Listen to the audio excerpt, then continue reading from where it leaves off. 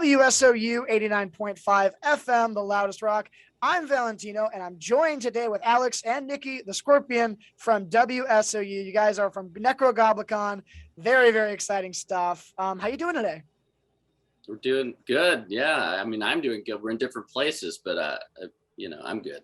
We're separately doing well in our separate places. Yeah, we've always got sort of a mental connection. So now, Nekrogoblikon, I know you guys are in separate places, but you're going to be same place very soon. Tour with GWAR coming up. How you feeling? I'm stoked on it. We haven't toured in a very long time, and I feel like this is a really cool way to come back. And touring with, I know a lot of fans have been saying, you guys should tour with GWAR, and so here you go. Here it is. Yeah, this should shut those fans up. Forever. Yeah. Yeah, it's exciting. It's cool to, it's a little, it's different. We haven't spent 2+ years off the road, like since we started touring. So it's the biggest break we've ever had. And I'm sure a lot of people too. So it'll be kind of interesting to get back out there. But I think this is a really exciting tour, and it's pretty cool that we're playing a half-hour set for most of the tour. So that'll be a nice way to kind of ease back into it. And, everything should really stink backstage. So I'm looking forward to that. We're not going to be the smelliest band for once on tour. Yeah, exactly. We're going to be comparatively great smelling. So. Yeah. Exactly. And, that's just so funny that you guys even said, that everyone has been asking for this tour for so long, because you're right. If anyone that's ever been a fan of Nekrogoblikon knows that this has been a tour that they have just wanted to see. And I feel like it's nice because, a lot of fans haven't seen a show since post-COVID. Their first show might be this show. It's going to be a lot of energy. It's going to be a lot of fun. And finally, the perfect way to, kind of cap off these 2 years of no concerts. Yeah. I think so too. Yeah. Or just to begin the next 30 years of concerts. Yes. Exactly. 30 years until the next plague, huh? Yeah. And I definitely want to get your opinion on this. I feel like with a band like GWAR, it works because you guys are both just objectively funny bands. Obviously, you got John Goblikon, like, him alone is just, a little insane piece of the puzzle. You're playing with that. GWAR is obviously, aliens. It's going to be kind of a cool fit to just see how those energies mesh. Yeah, I'm excited. I'm really curious if they're just going to like totally haze us, or if there's going to be some sort of running gags, or what's going to happen. Nobody knows, but I'm excited. Yeah. Absolutely. And for all of our New Jersey and New York listeners, you guys are coming to Starland Ballroom on June 11th, Saraville, New Jersey. You guys don't want to miss this. Switching gears a bit, I do want to go into your brand new record, The Fundamental Slimes and Humors, out now. You guys can hear it on WSOU or our streaming services. How are you feeling now that that's out? Pretty good, man. It was like a long endeavor. It was like a writing process. And like I said, we kind of wrapped it up at the end of last year. And so we've been sitting on the master for, 4 or 5 months now. So it's really good to finally be like, okay, it's out. It's like, it's in the books, Yeah. It's like we were holding in a forever. And then we finally took a dump, It does feel like that. Yeah. That is so funny because, like, you're right. Some bands, they might have to sit on a record for like a few weeks, maybe a month or two, but especially with like all that's been happening in the world, 4 or 5 just months of just having these songs that in my opinion are some of the best in your entire discography, and then just not being able to do anything with it. It's got to be tough. Yeah. I mean, we listen to it a bunch, we're like, yeah. I heard there's some bands that like finished a record right before the pandemic and waited the entire pandemic to put it out. Like there's some really? Finished an album in 2019. Damn, or like that's the end of 2019, and they just like they didn't want to put it out, so they were able to tour again. So like it gives you a lot of time to sort of doubt yourself. Right? Yeah, you probably hate the album by then. Yeah. Oh, this is New Road right now. Fuck. Yeah. Again, what I find so funny, I do know a lot of bands that did that. I know, for example, Every Time I Die, they finished that record in like early 2018. This thing happened. They're like, we're not gonna, we're gonna wait. And what sucks also about that is, you're touring on like new material, but it's tough because like, are you emotionally like attached to it still? You wrote those songs years ago, Yeah. True. has to be a totally different headspace. But I want to talk about obviously this new record, some crazy cool stuff happening. You guys play with a lot of unique sounds in this thing. There's a lot happening at once here. Tell me a little bit about obviously the writing process specifically for, all the bells, the whistles, the synths, all the crazy stuff that makes this record what it is. There's a lot of layering. I mean, I think sometimes it's kind of hard to say. It's like, starting with Stench, I remember it was like we had all these metal songs, and then we were like actually inspired by Sonata Arctica. I'm wearing the right shirt, but it was like, let's just put keyboards on everything, and kind of never really got sick of that. I think of it a lot as like orchestration. So I sort of think of it as, okay, here's a keyboard part, and then here's orchestral. It's not orchestral per se. It could be like any sounds, but or orchestration in the concept of like, here's a harmony on the strings back here. So, it's not really literally intended to be like all keyboards per se. But the writing process, I think, generally goes like, get the song. It actually changes up every time. What am I talking about? Like, say it could be a part that's sick, and then it's like, ooh, I don't know what to do. So I start a new song, and then it's like, oh, okay, that one I finished in 2 weeks. And then, let's go back to that other part. Oh, this might be cool. Like, we haven't done weird laser sounds in a while. Let's throw in some lasers, And it's Nicky has like an extensive library of sounds. That, and I'm stoked that this time he got to use, like, he's had the slide whistle forever. Oh, let me grab it. Yeah, we'll show you the real one. Go get it. Let's see it. He's been waiting to use this thing forever. And I think when we're working on Going to Die, I think that's when he's like, oh, like he just opened up the drawer and he busted it out. So these guys made an appearance on Going to Die. I broke this a while ago, but so this is the real one from that song. And then, of course, this guy, the Acme Siren. Yeah.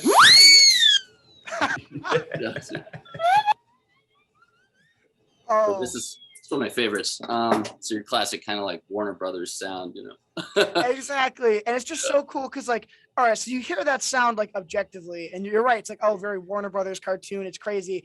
But then when you put it with just like these hard guitars, this bass, this drums, it works. Like, it actually works, which is just crazy. That's sick. I'm sure balancing that's got to be tough. Like, you're like, okay, how weird do we want to get while still being in this rock scene?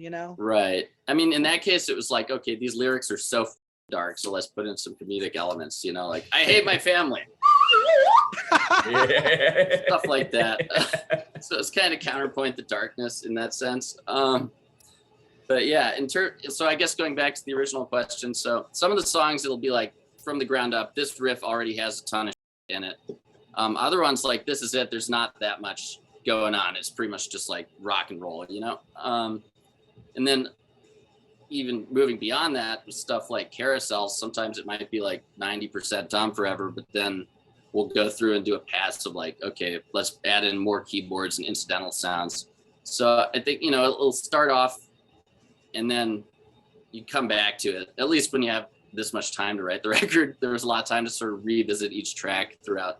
Oh, it's been a couple months. I got to see where this one's at. And like, oh, this could use this now, So a lot of it was like, come back, add something. I'd say that the spine of the song is first, and then you kind of add the muscles, and finally the delicious fat and skin.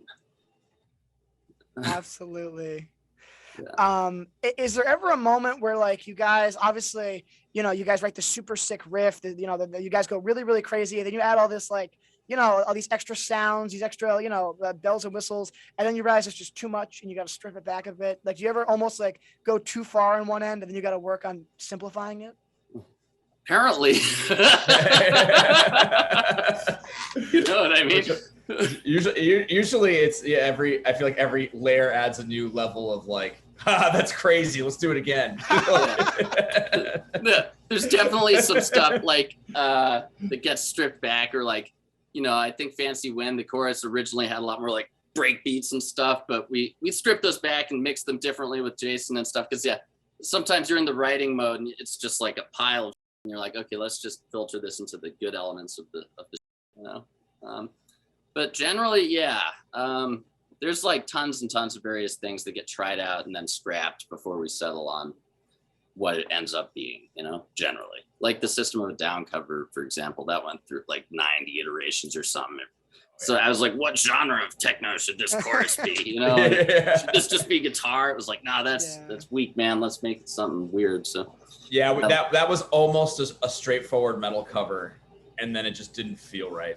Yeah, like, nah, this doesn't have enough. That's not necro. That's not the necro way to just do anything straightforward, you know? Exactly. And you know what's interesting is like, all right, Chop Suey, System of a Down, it's a perfect song. Like, it is a perfect song. And so I'm happy that you guys went your route with it, because if you just did like, you know, a metal cover of it, well, I'll go listen to the original. But no, totally, you guys made it okay. I'm gonna listen to the Nekrogoblikon cover of this, because it's not just like a metal cover of it, it's Nekrogoblikon's cover of it. It's different. Yeah, thanks, man. That took a lot of time. It took a lot of time.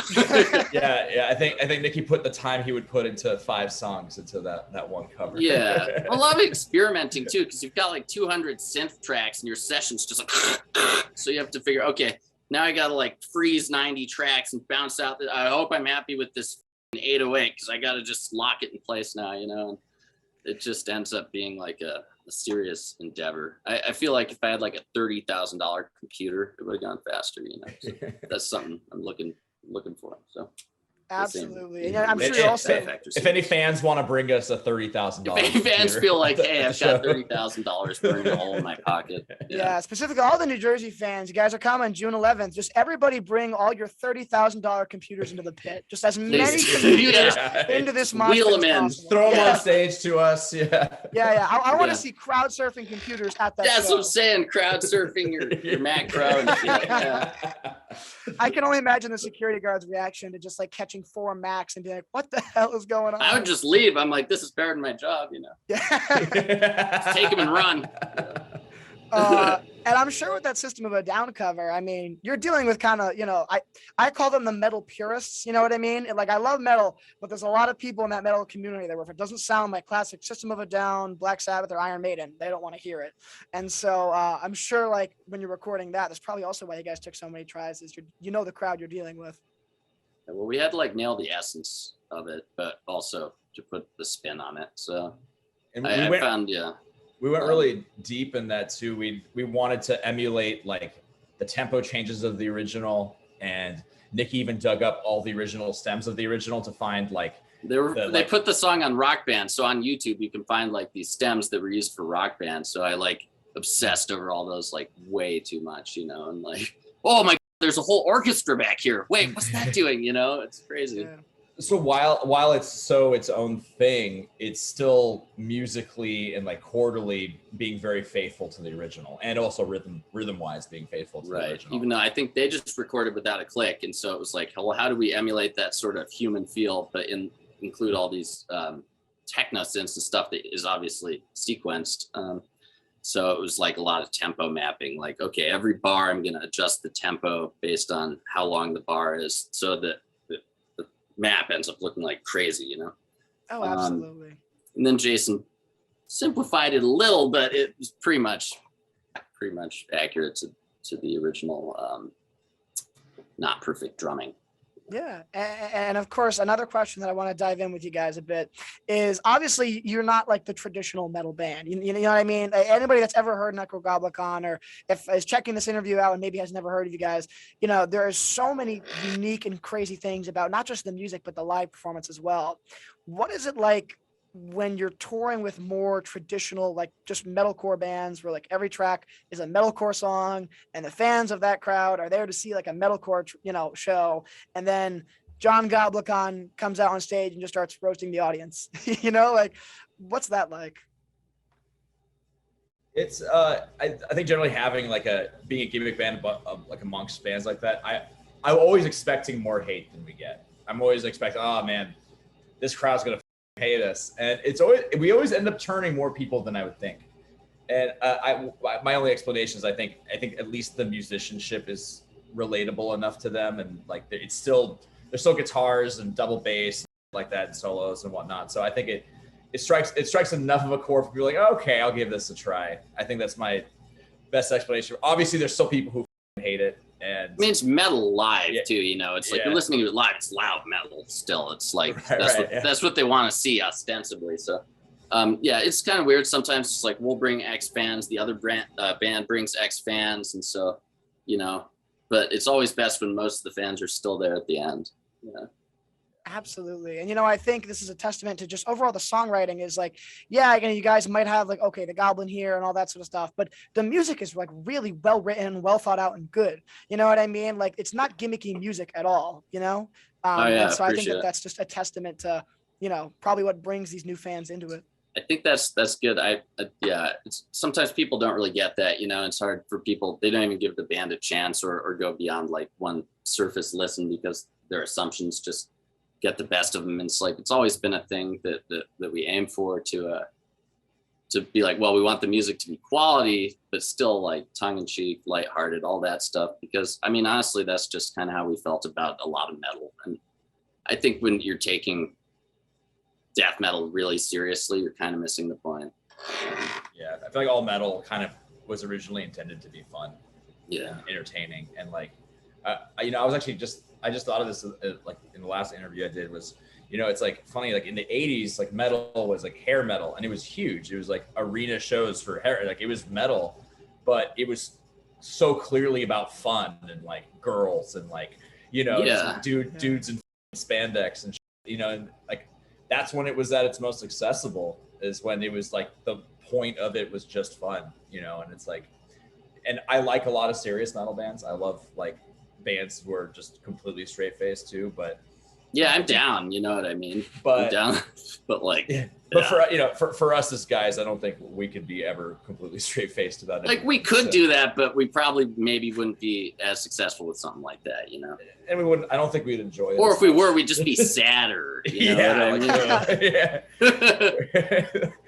Yeah, and I even think just like as a band, you're going to be less likely to experiment if you take it too seriously. You know what I mean? If you're like, okay, I am a death metal band, and that is what I am, and I'm here to do just death metal, like you're not going to incorporate, like the synths on that track, like Supernova, like that, probably one of my favorite tracks in the record.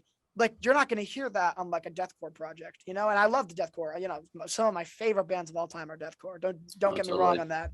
But I just think that like again, when you as you said, you have like a tongue in cheek about about it, you're more willing to do different things. Yeah, but this album too, I think a lot of it people are like, oh, what's with all these genres? I'm like, it's not a bunch of genres. It's just a fresh metal sound. It's not. I don't feel like we just tacked a bunch of genres together. Although I can see why some people might feel that way, because they're smooth brains. But like realistically, it's just like, okay, this part may have been inspired by like indie or like the end of Supernovas, it's just like that big rainstorm and the really sad sounding part with like metal.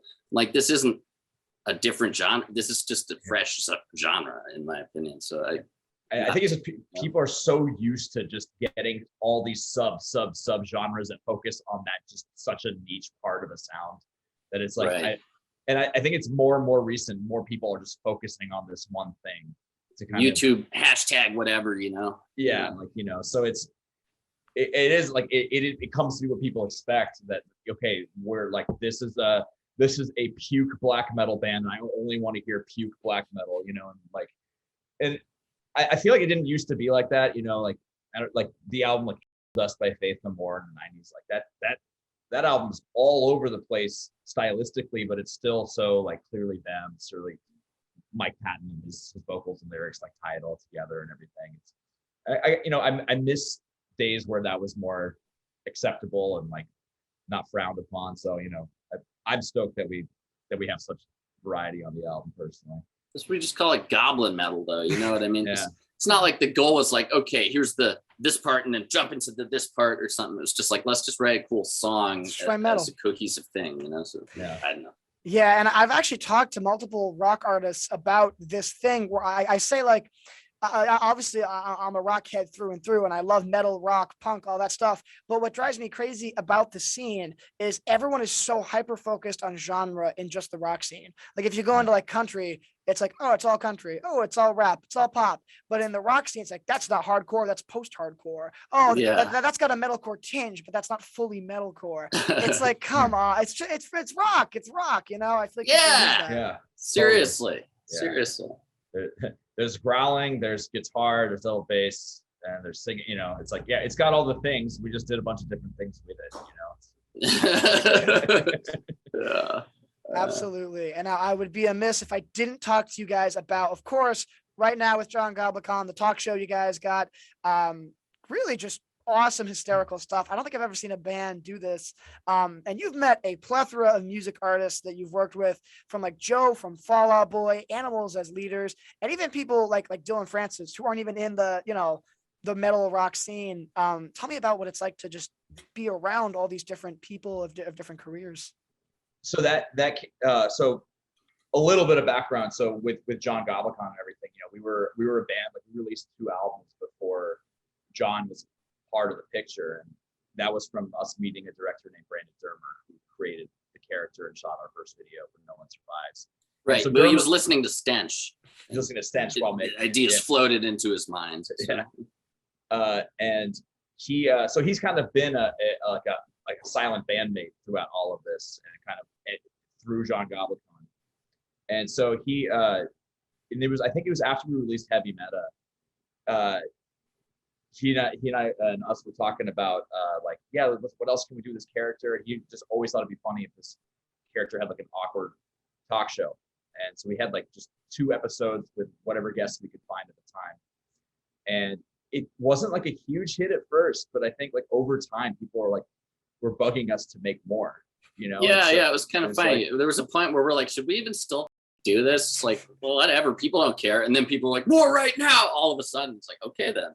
Yeah, it was like a slow burn online. And so it's here, it's still here because of demand. And luckily, since we've done so many of them, we've been able to pitch other artists on doing it and show them like an example of the last episode. And like I've been surprised by how many people we've been able to get on. A lot of them are affiliates. A lot of them are people like Brandon has worked with in the past, or, you know, someone who's somehow certain degrees of connection to the separation from the band.